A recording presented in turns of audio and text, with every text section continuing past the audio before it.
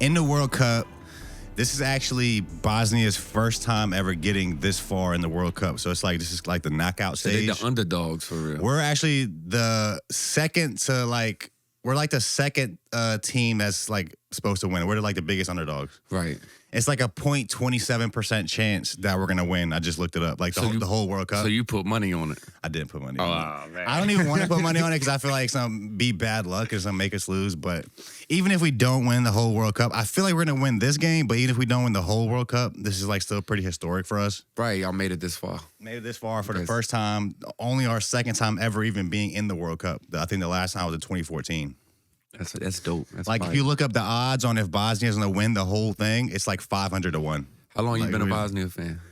I mean, I was born there. So like. For real? Yeah, that's where I'm from.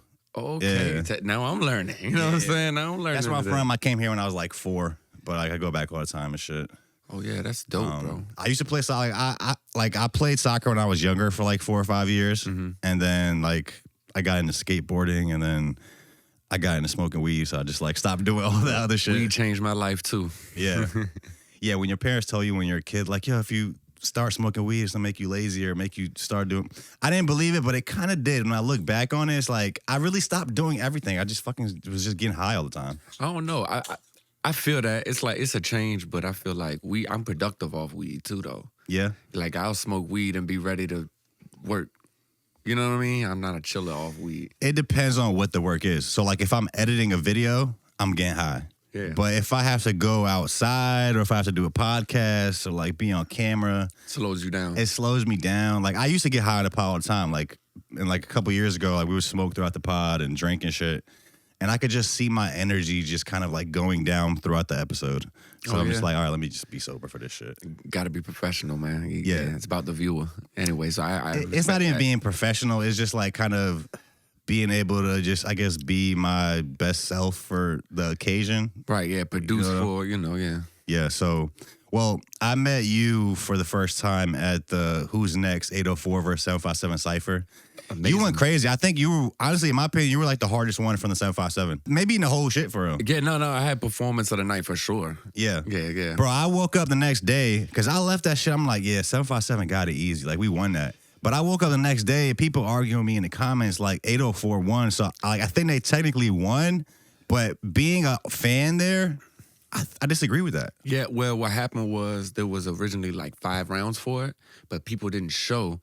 So, like, the numbers was off, and then they just started picking people to like, oh, well, you're from Richmond, you're from the 757 rap, and then we're going to compare. Like, it was kind of unfair to the 757.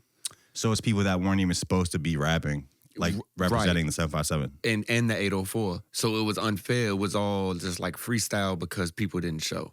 You see what I'm saying? So technically for the people who did show up, 757 definitely won.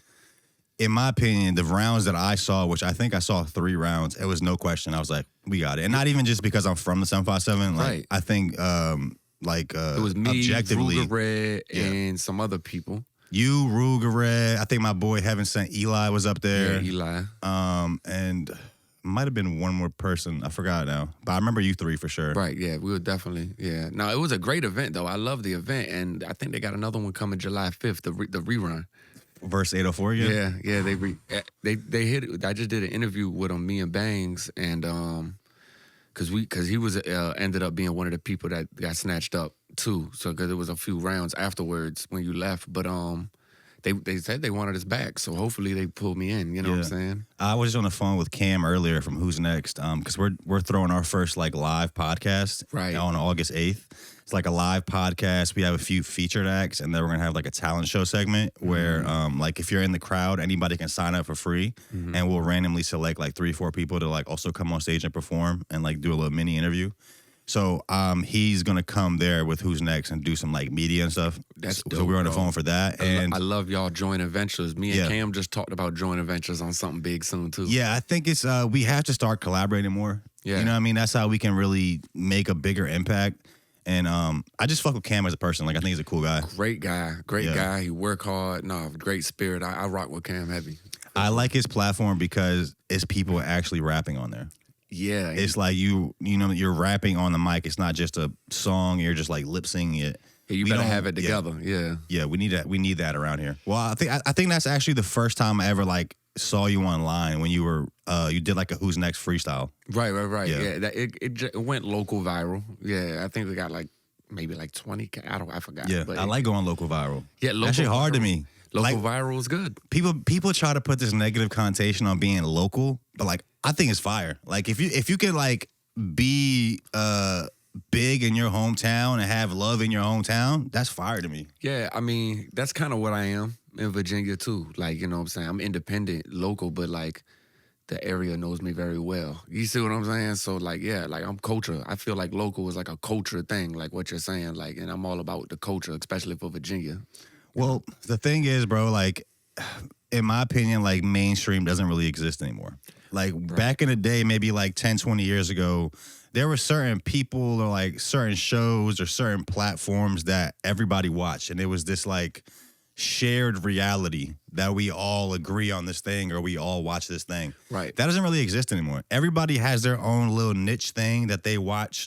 Like you could watch some show or listen to some artist that is so important to you. It's the biggest thing to you, but I never heard about it. Oh, hey, is that you?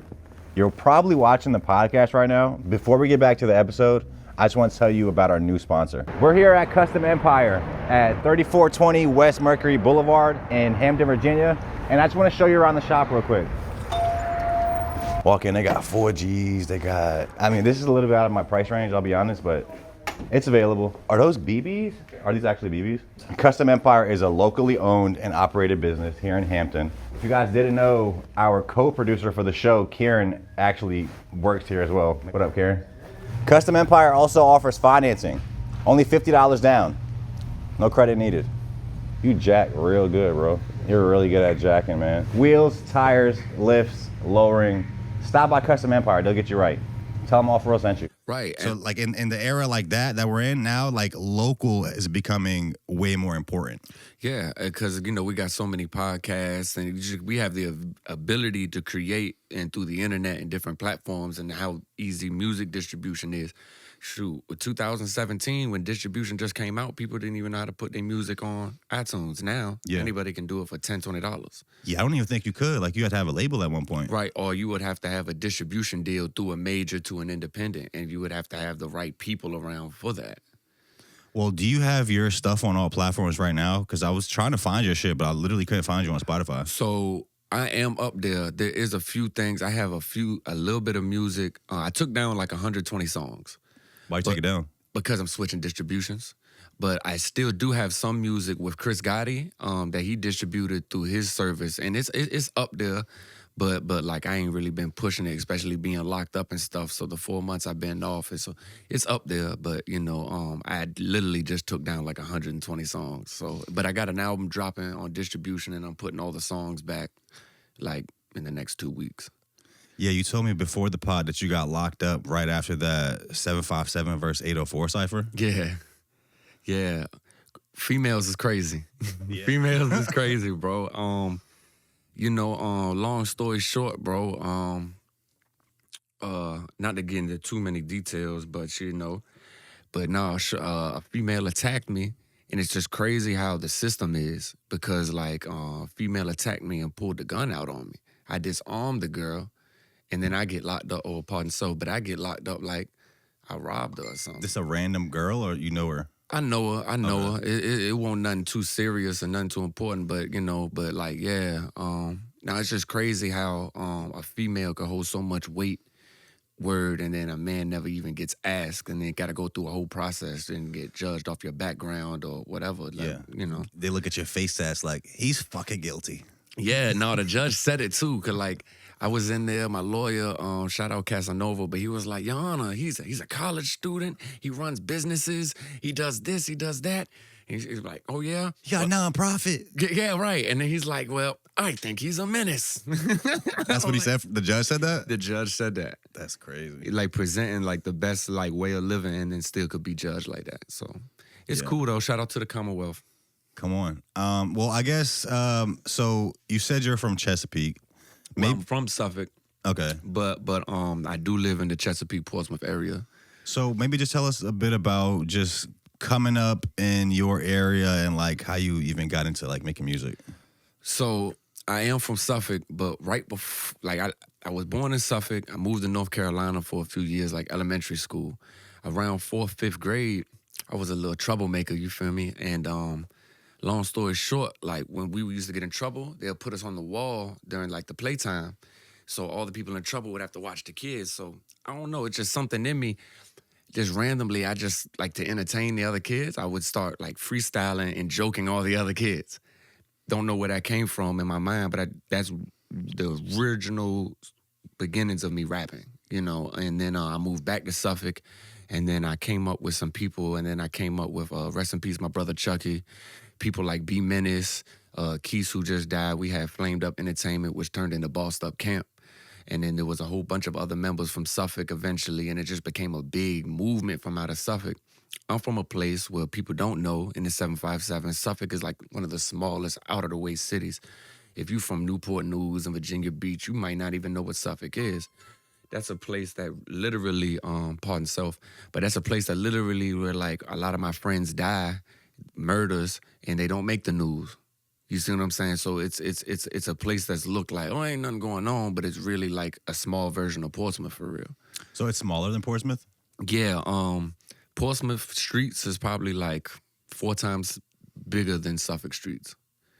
So, and then Portsmouth is small. So it's I guess I never really thought of Suffolk as being like a smaller place. I never really even thought about the difference, like the sizes of the different cities, like the 7 cities. Well, mind you, Suffolk has a lot of land, and a lot of it's rural, but as far as the downtown area where the urban community is, it's small. So when I say like the Virginia, like the Suffolk streets, you know what I'm saying, small. Like it's like probably 15 neighborhoods, and they back to back to back to back. It's 2 main streets, and they connect. That's it, you know. So it's a lot of things that go on there, and But I grew up in that community, and I had a lot of respect there. I did a lot of things from that community, moving into Portsmouth, even in my teens, growing in that community, living in Newport News, living in Virginia Beach. I lived like all over, you know what I'm saying? So that's why, and I've been rapping the whole time. I was 15 performing in Bentleys, Blakely's, and all that right from Suffolk. So, you know. Being someone that has lived in all these different cities, do you see... Like, is there a difference between the people in this different cities, or do does everyone more or less like the same? I think when I lived in Virginia Beach, not to play Virginia Beach, I felt like it was a calmer environment. It go down in Virginia Beach, especially as the years roll by, but that was more of like a hustler's, relaxed city. Portsmouth is grimy. Suffolk has a lot of that, but there's a lot of streetwise untrained people out there, so it's messy. I mean, I guess that's everywhere now, right? But Portsmouth's a little more grimy, like how Newport News is. Norfolk's a great mix. Chesapeake, they just think they too cool, you know what I'm saying? But Chesapeake got a lot of money out there. They get a lot of money as far as that side. But as far as the people in entirety, I feel like Virginia 757, we are in one accord. We all welling, all this, and like we all share the same lingo. Few. We down Suffolk saying few, like, and that come from Norfolk for real. I'm about to turn off this. You good? My joint going crazy, but yeah, the volume off. But yeah, so I feel like a lot of us, we dress the same. We pay attention to all the local scenes the same. Everybody in Suffolk is hearing Young Crazy, just like everybody in the beach is hearing Breeze Barker. You see what I'm saying? So it's like, it's a small community but we all have our own little shape in reality, like, and little different swags through the cities. It's kind of like we're a small New York, I feel. I've said that before. I look at the 757 like boroughs. Exactly. Like New York City. I kind of look at it as like one thing. Yeah, but look, down here, everybody in New York the same to us. You see what I'm saying? But if you ask them, like, yo, I'm from fucking Harlem, not Brooklyn. Yeah, like, we from Harlem. Yeah. Queens get the money. Oh, you're really like 10 minutes away. Right, it's right. Like, you know, the same shit. And I love New York. I've been up there a few times. Yeah, me too. We've done a few podcasts out there too. I actually did one of the pods I did in New York was with this guy Yasha Grubman. He's a videographer, but we did it in Brooklyn in the back of a pickup truck, like just on the street. That shit was kind of crazy. That's dope. If possible, bro, you should try to get with Erica Payne and get with KRS-One and them, bro, because you know the Temple of Hip Hop. I went through there with them, and KRS-One is like really active, bro. So to be able to go to where hip hop was created, and we have a connect right in Virginia for that. Erica Payne, Chloe. I gotta tap in. Tim Terra is her manager. I saw that. what's shorty name that interviewed KRS-One? Samandy interviewed KRS-One. Right. Yeah. They were playing Tim Terra, Erica Payne's song on like 91.1, 103. They all got a song with KRS, but like they was out there for the 50-year anniversary of hip hop. And other times, like when KRS-One got stuff going on, they locked in with Chloe. He's definitely a legend. Like I never really got too tapped in with his music. That was a little before my time, but I watched a bunch of his interviews online and like his speeches. Well, I went back and studied early and really like dissected all the old hip hop and like so I know the music. I met bro, like he one of the realest artists I think I've ever met though. Like the same day I'm meeting KRS-One, I'm smoking a blunt with MC Light. Like it's crazy, you know what I'm saying? But like no, KRS is real active out there. So you should try to link in with Erica to go back up to New York and do that. Cause that'd be we speaking about culture like earlier. That could be cool. He probably gonna want to charge though. We don't pay for interviews, so he's not that type of guy. You think so? Well, if he gonna have to tap in first, like check us out and shit. Yeah, we'll see. It might happen. I'll definitely be down for that. I remember when Samandy interviewed him, like you don't even have to ask him questions. He just has a lot to say. I think she asked him like one question in the beginning, and then he talked for like 30 minutes. Oh, he gonna go. Yeah, he gonna go. I was like, okay. But even on like different cities, I always, like my thing is like the way to really gauge the temperature of a city is to go to a gas station and like how a random person at the gas station speaks. Yeah. That's kind of the vibe of that city. Facts. You know what I mean? You know, the more up north you go, you can't pump no gas. Why? Because the people sit up, like, you know how you have bums down here that beg for change at the corner stores? They ain't begging up there. They say, all right, I'm pumping your gas. They get mad when you try to pump your own gas and you supposed to tip them. Really? No, it's like a thing. In Bosnia, people, they still have gas station attendants. Like, you don't pump your gas. Yeah. The people that work there. Which I think there's a state. Look that up. There's a state in America. Where is it? Is it Jersey? Where it's like illegal, like nobody pumps their own gas. Yeah, I'm telling you, up north, that's like the vibe. Man, I lived in Hampton before. In New Jersey. That's New like, Jersey? Yeah, it's like downtown Philly area right across the Benjamin Bridge. So, like, that's how they really get down. Then you lived everywhere. Yeah. North Carolina, the whole 757, Jersey. Yeah, Jersey. Spent plenty of time in New York and stuff. I'd have probably been in like 16, 17 states. Yeah. You know. Why did you move around so much? Like, is your military family or like? No, I'm actually from a broken home for real. Music got me around, bro. Because like I say, I've been doing it my whole life, like since 11, 12 years old. I was 16 producing for the Wu Syndicate, stuff like that. I have that guy coming on the pod. Oh, yeah, I know Joe Mafia. Joe Mafia's coming on the pod. Joe Mafia is my brother. You know, I produced for him, Napoleon, Malansky, like all of them, they know me very well. His son was up here. Was that his son?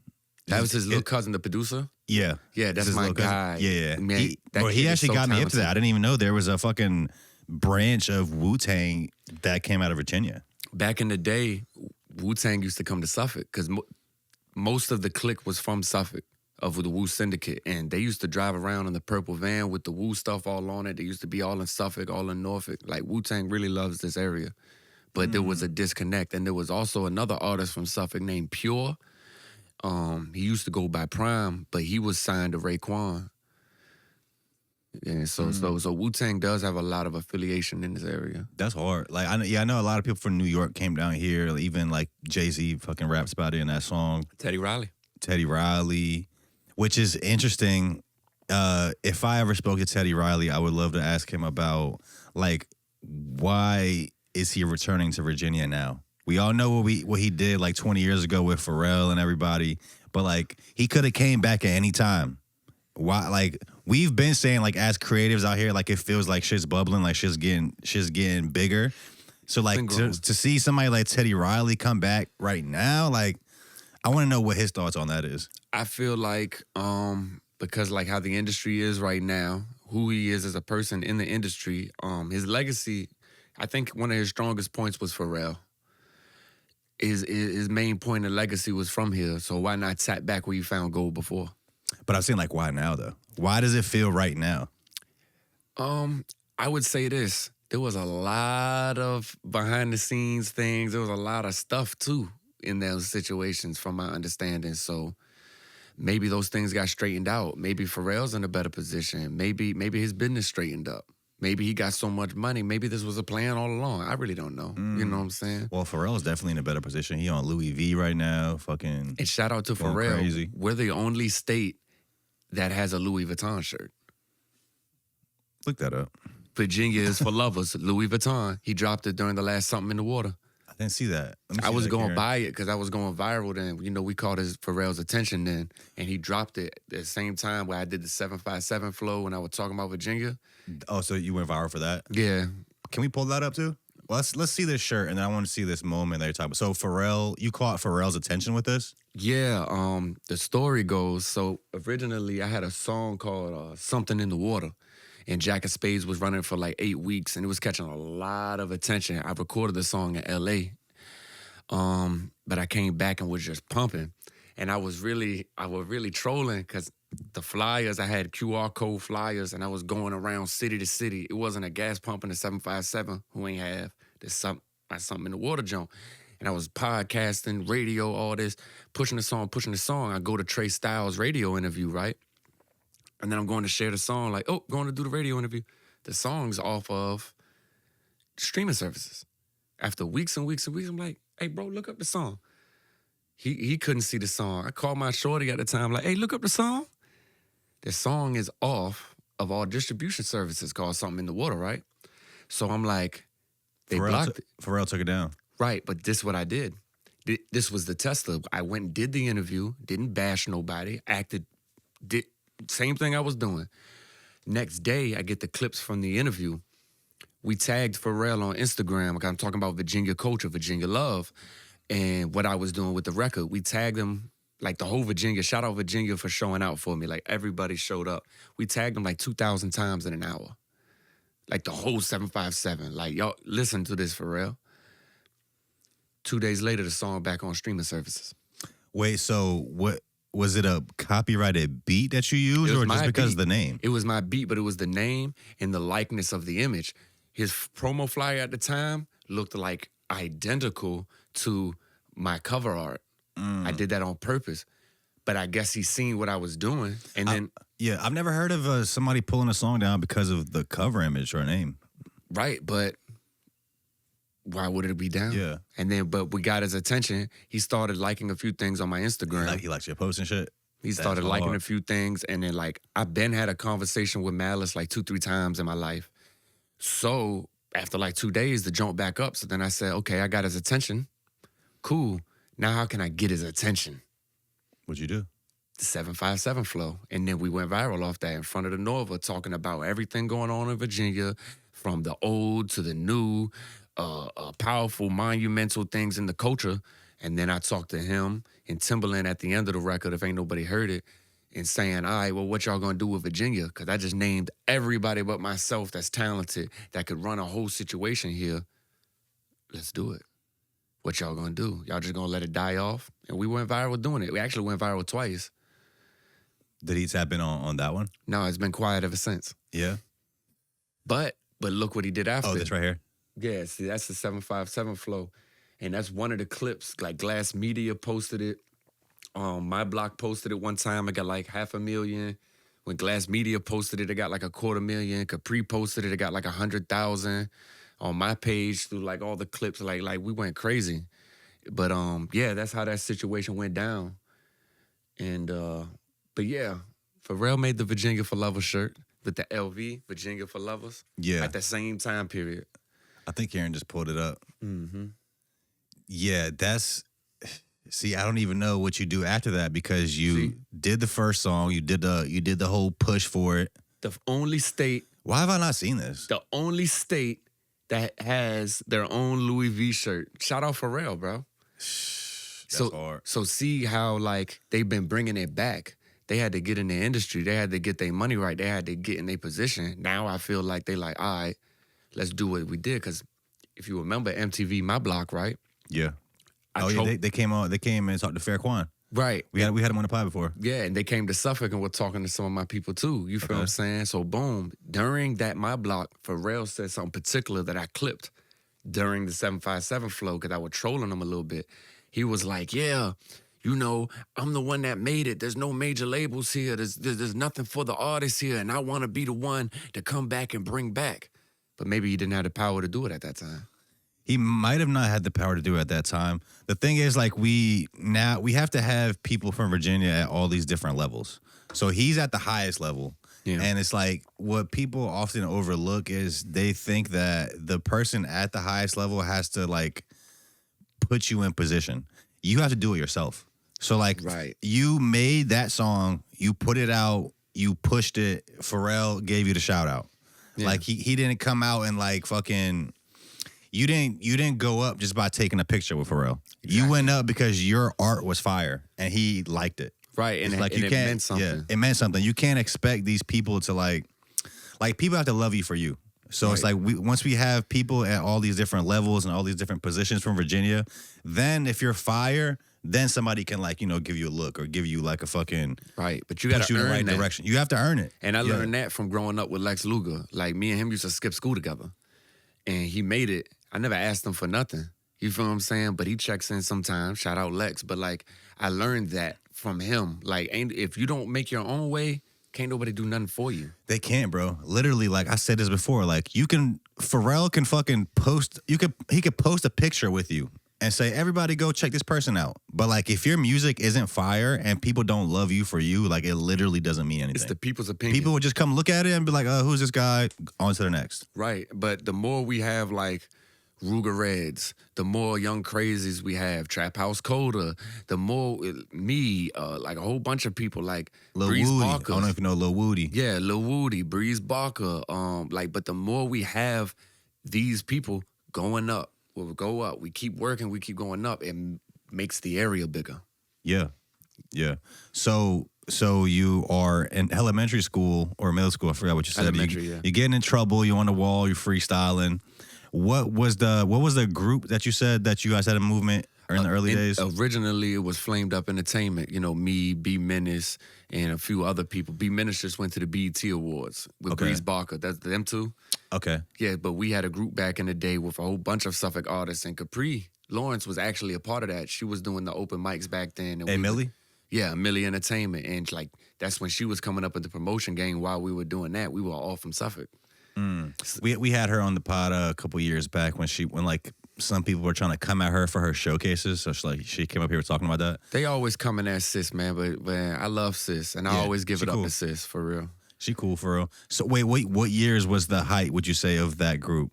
Like 2013 to beginning of 15. Okay. It was like a good 2-year run because at the time I came home in like 2012. Oh, so you were locked up at that time? Yeah, I've been in and out, like, certain situations my whole life. Might do a year, 2, 4 years was my longest. You did 4 years? I did 4 years. Yeah. What was that like? It sucked because I was during COVID and all transportation stopped. So I had to do my 4 years in the jail, and I was supposed to go to the penitentiary.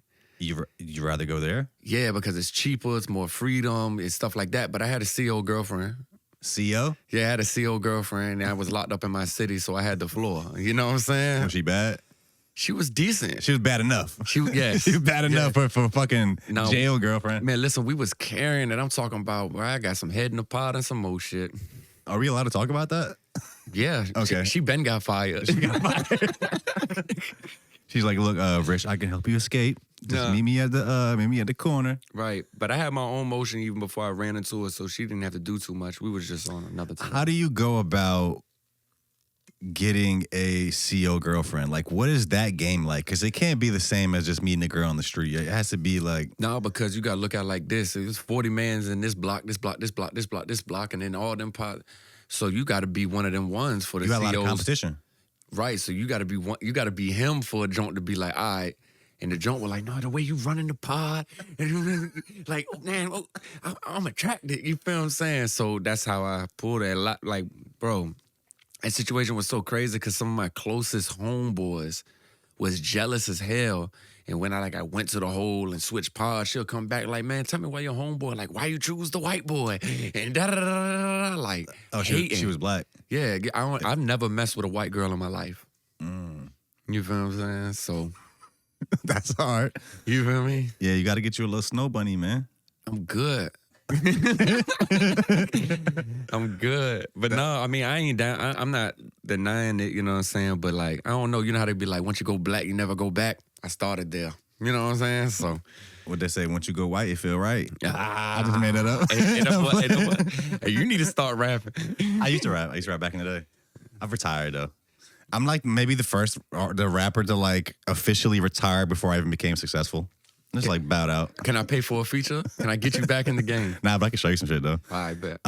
So I guess when did you start battle rapping? Because I see that you also battle rap, and I was looking on your page and I saw a funny ass post. It was like white on white crime. Yeah, when I battled None off Smack. Yeah. Yeah, pull that up, Karen. I sent it to you on Instagram. Yo, this white on white crime got to stop, bro. It's getting out of hand. Yeah, no, it's a problem in these streets. What's that one white rapper that's like really big from here? Big K. Big K. You know him? He actually set up my first battle with Headhunters. Really? I'm trying to get him on the pod. If you can put in a good word for us, that'd be fire. We don't talk no more. Okay. You know what I'm saying? But shout out to Big K though, you know what I'm saying, for putting on for Virginia. What was like, when did you get into battle rap? Are you still doing that? Yeah, I'm actually battling August 23rd on Seven City Sharks.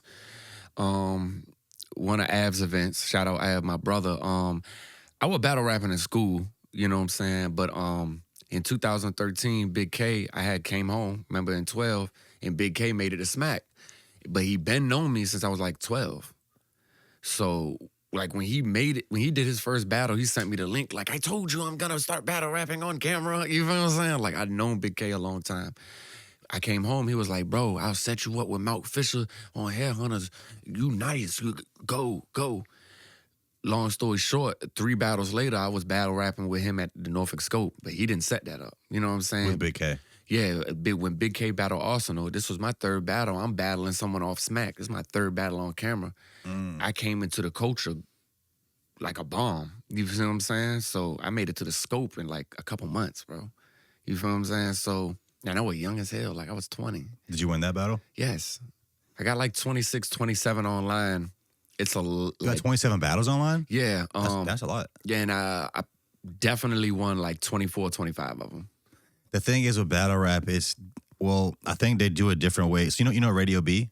Mm-hmm. From Richmond, he has the Southpaw Battle Rap Coalition. Right. That's my guy. Like he broke it down to me like where some battles will actually announce the winner, but a lot of battles they don't really even say who the winner is because it's up to the crowd. Right. Like one person can think that this person won, somebody else might think that you won. Right, and it actually makes it a better sport because it makes it more fan based, and you'll still have worth.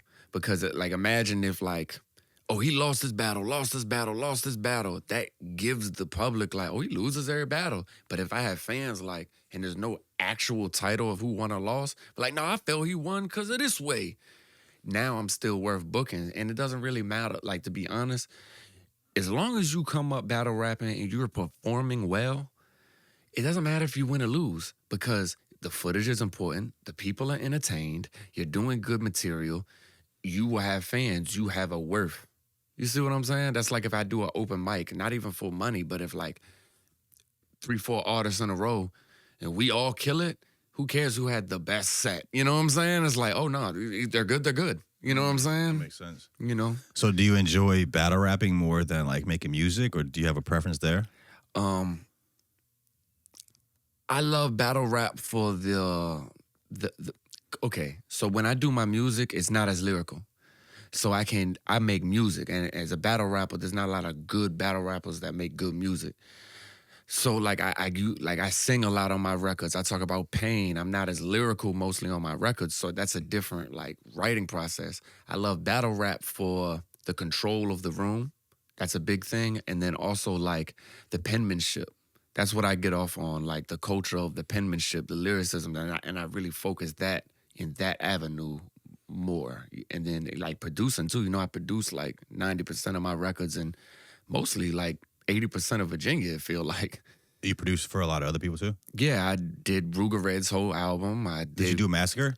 No, the second one that just came out with all the stuff he's dropped, like the 5 shots he just dropped. Yeah. Like that's my beat. You feel me? Like that's a cool guy too. We had him on like right after he went on what's the show called? Not The View. I'm thinking of the show Whoopi Goldberg. The debut. Right. Like a month after that he came on here. Right. Yeah. Fire. Like Young Bangs, I'm doing his album. Bro, like Ghost, I'm doing his album. Sick Mike just got some beats from me. Virginia Villains, like Erica Payne, I just did her album. And like I say, I've been producing all the way since back some Wu Syndicate. Like, so like I've been producing records for everybody forever. Wait, did you say you produced for Wu Syndicate too? Yeah, several records for years. That's hard. What'd you do for them? Like Napoleon did Kingpin with the ink pen. I have like 2-3 records up there. Weren't you like a kid though when they were fucking out? Mm-hmm. How old were you producing for them? Like 14. Sheesh. Wu Syndicate had a 14-year-old producing for them? Yeah, me. That's hard. Yeah, Joe Mafia and Melansky had a record together like about 10 years ago now, and they were like on top of a building rapping back and forth and shit. They were dropping a tape. That's my beat. So would you say you got known for producing first and then battle rapping and then music? At different levels. Like, everybody knew I rapped in school, right? And I was rapping before YouTube type beats. It was SoundCloud and SoundClick.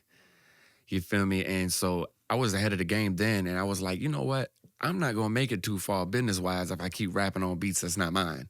So I'm gonna learn how to make beats, and I started making beats then. And so it just depends on the people, because like there's people that know me 10 years through rap and never knew I produced. All at the same time, there's people that know me for battle rap. They'll be like, oh, you produce? And then there's some people that know me for producing and be like, oh, you rap too?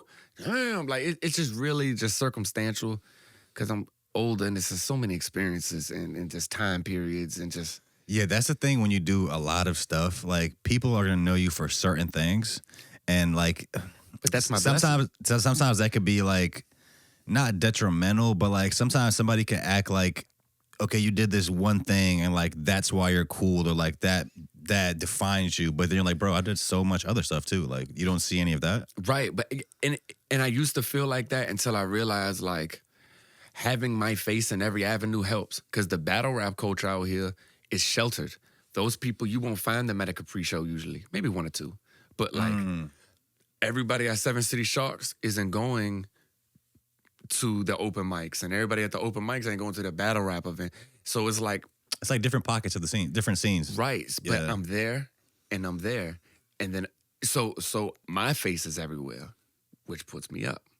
Yeah, there is different like pockets of our scene in the 757. So like you got the battle rap, the like open mic. Then it might even come down to like the genre. So if you know, like maybe all these events that these DJs throw in Norfolk and Virginia Beach, you might not see a lot of street dudes in there. It's more like eclectic people that are making like pop music, or like they're not really making street music. Yeah, because they got that one pop club and the after hour over there and all that stuff, and they don't play no rap and all this stuff, but there's artists that go and perform there. Like even when the Jolly Brothers had like the raves going on, like there wasn't a lot of street rappers around that. That was another pocket too. You see what I'm saying? The thing is with a lot of street rappers though, like I don't want to say obviously all of them because I don't know all of them, but a lot of them are kind of like reserved, and like their personality isn't like really that. It's like not that outgoing, or not. They're kind of like, I don't want to say intimidating, but they're like not. They don't feel that approachable. Like I think a great example of street rappers that have great personalities and like they might be more relatable to a bigger fan base is like a Stu Money or like a Zero the God. Well, that's because I think that comes from having a business mind and a street mind. Some people have both. Some people don't. Like if I was running a business, and someone came in my establishment and disrespected me in a certain way, my street mind would tell me to do this. My business mind, I would act like this because I want my business to go on right. My street mind, my pride, and things like that I might have learned from the streets will mess up my whole business. A lot of these street dudes don't have that perspective. They can't flip that switch. They never even learned how or understand it. And that's something that like I teach and stuff that I'm teaching to the youth too as well. That will definitely close some doors for you. Right. And I believe that's where that vibe comes from, because their mind is strictly street, and I've been there. I've made those transitions and learned about elocution. What is that? The art of public speaking. Okay. That's the definition. I've never heard that word. Yeah, okay. Yeah, my fault. Yeah, but no, like you're good, yeah. Learning some shit. Come on. Yeah, but no, like things like that, like just to be able to conduct business and be street, like the street teaches us a lot of great things. The prison and jail system teach you a lot of great things, but it also can hinder you in the world of business. What are some of the biggest lessons you learned in jail? Trust nobody. how to survive, human psychology. What'd you learn about human psychology in there? There's a lot of personalities. And so if you have the perspective to analyze it and then play off of it, then you will learn like about people, especially reading and then playing off of it. Like that's something I did. I pretty much put myself through college while I was down, learning about real estate, human psychology, reading. Like anybody who was locked up with me would know, like piles of paperwork. And at the same time, I'm gangbanging too. But I'm not just throwing cards at a table. During my bid, I did a lot of studies. Trying to like use your time as productive as you can, like learn stuff, walk out there, like walk out of there a better person than you came in. Right, exactly. And I learned how to be stronger. And once we were just talking about like the business mind to the street mind, like COs, right? If I sit here and be like, fuck the police, fuck you, CO, they're not gonna do nothing for me. But if I can finesse the mind, I might not like you or not. But if I can finesse your mind and be like, hey, what's up, officer? Da-da-da-da. Next thing you know, you bringing me food from the staff kitchen. I ain't do nothing out of pocket. It's just my personality brought in favor. See what I'm saying? You know what I'm saying? So there's a lot of lessons you can learn from it if you take the time and analyze yourself and analyze the situation for what's better for you. Yeah, I think having a great personality is what sets you apart in today's game. Like if you're in entertainment, you got to be like a relatable, like maybe not too friendly, but you got to be like a friendly person. Like people have to want to be around you. Right. Or, and on the flip side, you could be so obnoxious, people love to watch ignorance. Yeah, you could be so obnoxious that people can't stop watching. Right. But they might not want to go get a drink with you. Right, But they'll watch your content. But they'll click and share because it's entertainment. I feel like whatever's comfortable to the person, whatever makes sense in the niche, ride it. If it makes sense, it makes sense. Like, look at this. Like, somebody put me onto this. Like, Will Smith, 80%, 90% of his movies, he's playing like the same type character. Samuel Jackson playing like the same type character. You know why? Because they hit the box offices hard with that character. Oh, this worked. Let's do it again. This is the perfect scene for you. Oh, yeah, I need that scene because I've made millions like this. I know how to do it. This is my niche. It's business. Or they see you do something very well, and then they'll probably like craft a script around you, like with you in mind. Exactly, because the people accepted it. It made money. We know this is guaranteed. That's how Drake got that $1 billion, because we know it's guaranteed. Oh, from the labels? Yeah. Or from the investors? Right. You see what I'm saying? Because once you can prove it, you're worth it. Yeah, you got to prove your worth. Well, with the Drake situation, I don't know if we really know for sure yet. Like, he just dropped those 3 albums at once. And then it was the rumor, it's like speculation that's what he needed to do to get out of his deal. And like, I don't know. He hinted like he going to get more. Yeah. I mean, I think Drake might be like the most successful artist of all time. I think of this age. From the music. From the music. I mean, like Jay, he might have made the most money off music. Well, Jay got other businesses and shit too. Michael Jackson. Maybe. And I'll say this. Drake's a bad man. I can't hate on him. And there's a lot of comparison there because of the single count and stuff. But, bro. Well, with him and Jay-Z? No. Because, Drake got more singles. Oh, than Michael Jackson. Yeah. But the thing is, Mike ain't never sat there and Drake ain't never stand on stage and people just fainting, bro. Mike was bigger. That's a different time period. That's what I'm about to say. I would not taking anything away from Michael Jackson, obviously, but fame was different in those days. Exactly. Fame like means a lot less today. Like, so he was bigger. He was bigger, but I think that's just because of the times. Like if Michael Jackson was out today, we might just look at him as like fucking Bruno Mars or some shit, or Chris Brown. Like Chris Brown is talented as fuck. Arguably, in my opinion, he's better than Michael Jackson. He could do more. But I don't know if he can do more. Maybe not. It's debatable. But like he's very talented. He's like if Chris Brown was around in the fucking 80s or some shit, he might have that same star power. Have you seen the clips where like Mike was in the studio with all the instruments and the players and he'd be like, all right, now do it like this. He was creating them records just off his mouth. You see the one where Oprah was trying to interview him and he just kept singing? Yeah. That's one of my favorites. But like, no, Chris Brown was bad. Yeah, no, but I'm saying like, yeah, fame is different in 2026. Like it almost doesn't mean shit. Like so many things go viral. It's like every year virality means less and less. Like you can just have a little moment, but like nobody still cares. Right. And then another rapper I'll say might be bigger than Drake. And now let's not talk America. Let's talk the whole world. Okay. Tupac. Yeah. The whole world know Tupac. Africa, every country you go to, get Tupac. Like He's probably alive out there somewhere right now. Yeah, he might be in one of them countries. Yeah. Like, but no, but like I think the whole world knows Tupac for sure. Yeah, Michael Jackson too, because like my parents were listening to Michael Jackson in Bosnia in the when they were kids. Right, but do you think people in Bosnia on a whole is listening to Drake? Maybe some people. Probably not. You see what I'm saying there? Yeah. Well, even like you're talking about Will Smith, that was his intention, is to be known worldwide. So when he would have these movies come out, he would travel the whole world and do a tour and like meet all the people. And that's how he became a worldwide movie star, which is it's important for music too. Like, because fans in America are fickle. We always want the new thing. Who's the next artist? What's the next hot song? Yeah. So like it's hard to stay on top in America. Even if you're super great, you usually have your era and then like it's somebody else's turn. Right. But a lot of these guys, if they're smart, they start tapping in with the rest of the world and they will love you for a lot longer. Like Black Cray. Black Cray is on tour right now in Europe. He's doing a whole Europe tour. He brought fucking Earl from Yonder and Ron Banda with him from Richmond, and they're selling out these shows all across Europe. Fans going crazy, but like, I don't know if it would be like that in America.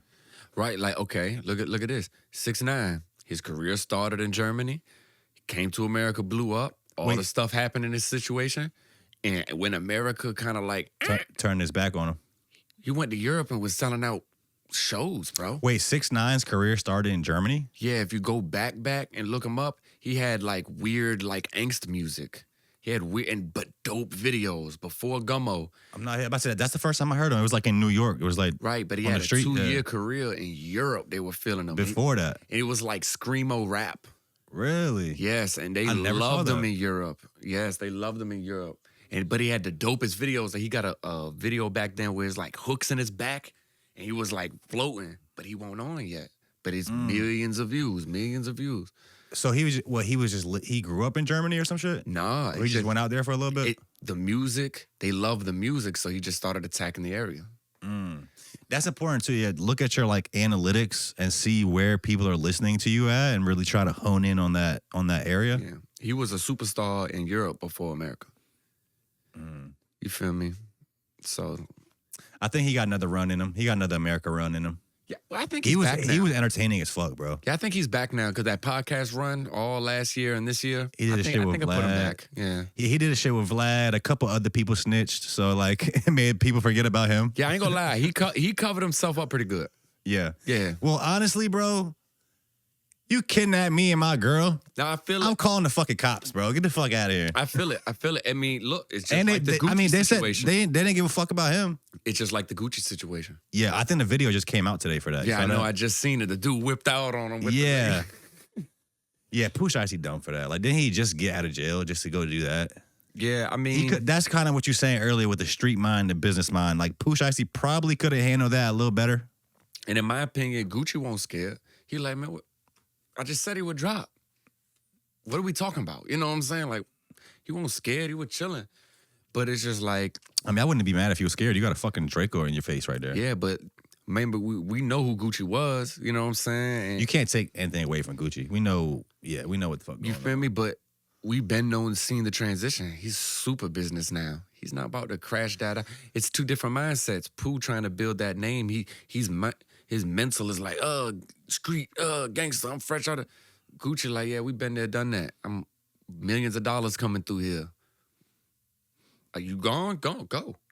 Yeah. Cool. You feel what I'm saying? Like, I'm going to still make my millions. I'm not got to crash out over you or this. Yeah. Gucci came out of prison. Everybody thought he was a clone. Yeah. Remember that? I kind of did too. Like, bro, he came out fucking jacked. Yeah, no, he did his thing. But see, using your time to make yourself better. Yeah. Smart man do smart also, things. I forgot to mention earlier when we were talking about the white on white crime, the battle rap, you had a crazy line in that. You said, I wrote it down, you said, this white boy can't see me at all, Blind Fury.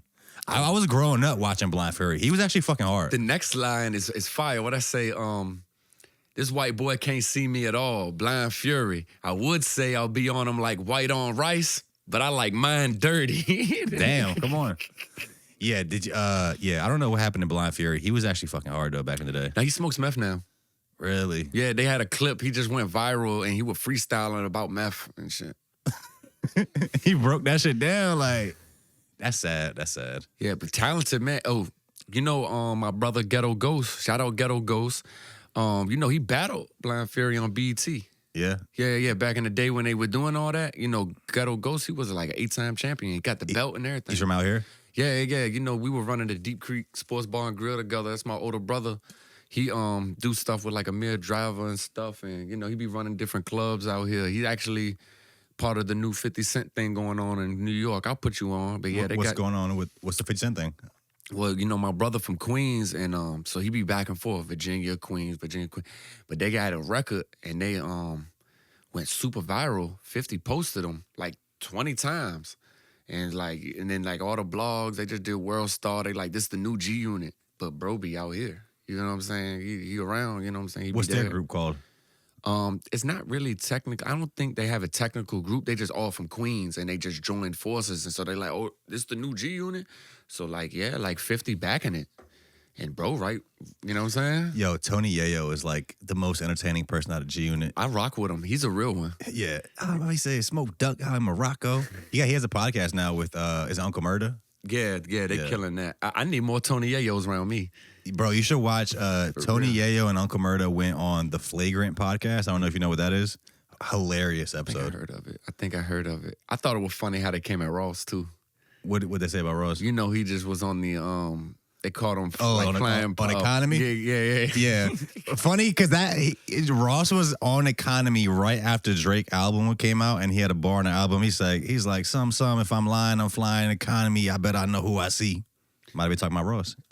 Are all these things set up? The industry crazy. We don't know. No, the funniest shit to me that Ross did was when the Kendrick and Drake beef was happening, and he was like, "White boy." Yeah, he did this shit. He was like, "Yeah, white boy." I was like, "Okay." But then he goes out and performs Ashton Martin music with the hook performance. But then they caught him. They caught him in Canada though, in Toronto. I know the white boy, the biker boys, right? The white boys stage, caught him. They were like, yeah. They ran down. They on don't Ross. play about Drake in Toronto, man. Yeah, you know I diss Drake because he diss Pusha in them.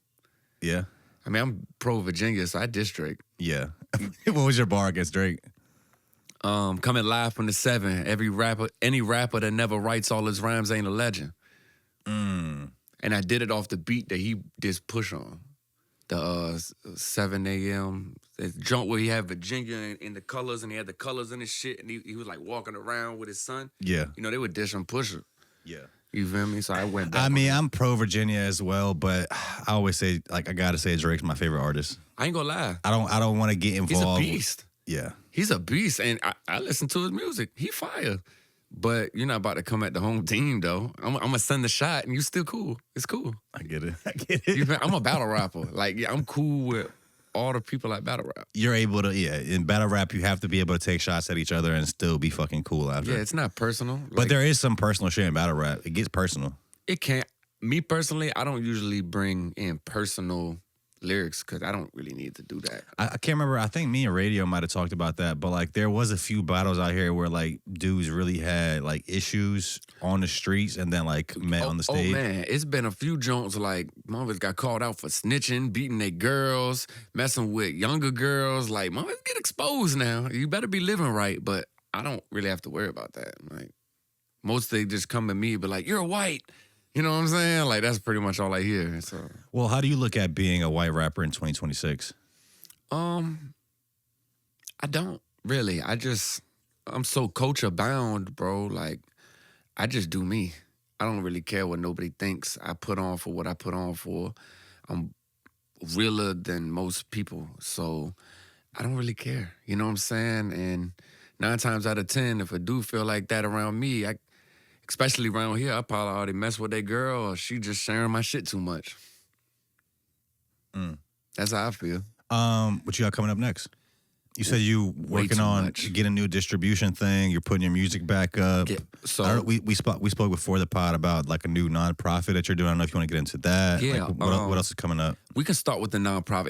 It's a long list of things. The the nonprofit, shout out Boss Lady Nella, Councilman Cash Green. We got the nonprofit Green Shield Responsive Team, and it's very diverse with different sections and programs.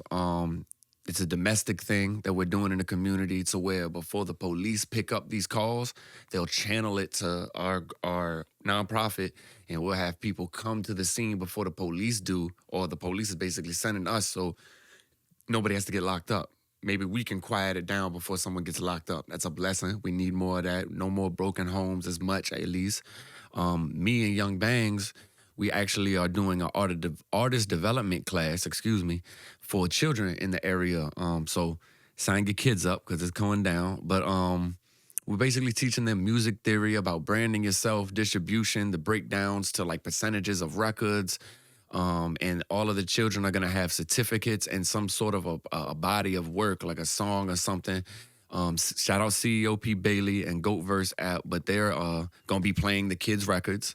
And there's going to be a performance and stuff like that. And just keep basically, giving the kids something strong that in the community that, to keep them off the streets during the summer. So we're doing that. It's an 8-week curriculum that me and Young Bangs put together. Just artist development for children, pretty much. And so there's that. And there's a lot of other things. We got a lot of food drives and things coming up. We also have the ability to put, like, people who are in need of shelter and stuff like that. Like, there was a girl the other day, Right Bangs. We got her $10,000. She was going through a situation. And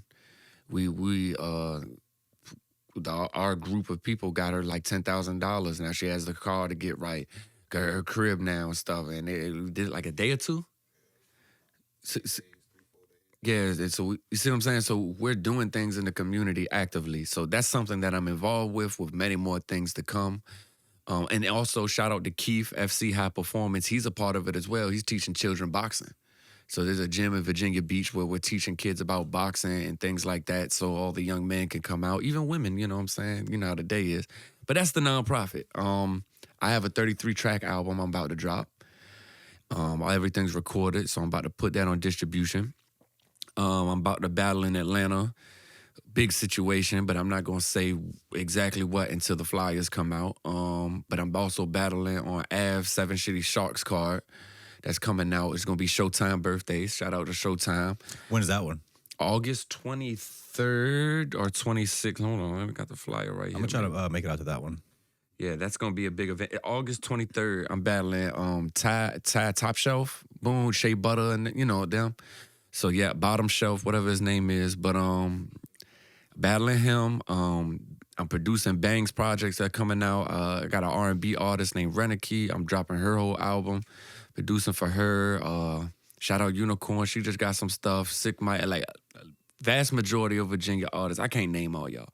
But shout out to Virginia. I'm producing like a lot of music out here. It's so much, bro. I got some acting things going on, some movies about to drop. We're about to throw a battle event ourselves. I'm about to start throwing in a battle event.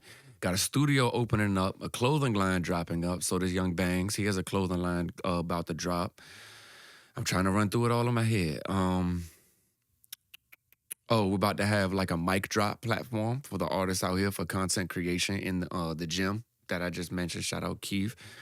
So we're doing that, and I'm probably missing so much, bro. But yeah, that's just a few things that I got going on. A lot of shit. Yeah, I never sleep. Yeah, you got to stay busy. I want to try. One more thing. I apologize. Yeah. July 18th, shout out Mimi. I don't know if you've seen the clips when we were performing, when we first came home by the pool. I don't think so. They were going local viral like we were talking about earlier, but shout out Mimi. It's the Car World versus the Models. It's a big festival. This is the third one that we throwing. It's car groups are there, models is there.